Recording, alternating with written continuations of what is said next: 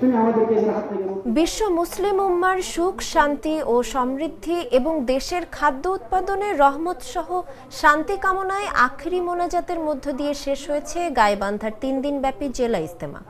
এ সময় মহান আল্লাহর কাছে পাপ মুক্তি সহ বিশ্ব মুসলিমের মঙ্গল ও নির্যাতিত নিপীড়িত ফিলিস্তিনের স্বাধীনতা কামনা করে প্রার্থনায় অংশ নেন হাজারো মুসল্লি।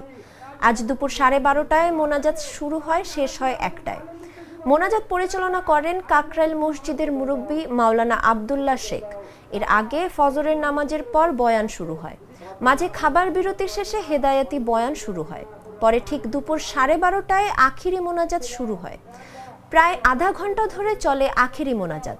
এদিকে আখিরি মোনাজাতে অংশ নিতে রাত থেকেই গাইবান্ধা জেলা সহ আশপাশের বিভিন্ন এলাকার তাবলিগ জামায়াতের অনুসারীরা ইজতেমাস্থলে পৌঁছান।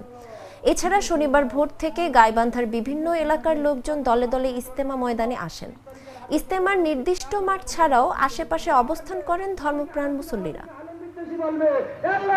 আলেমদেরকে তুমি আমাদের করে দাও, সিদ্দিকীনদের অন্তর্ভুক্ত করে দাও। আল্লাহ খয়রুল কুরআনের যুগের ওই তবলিগের কাজকে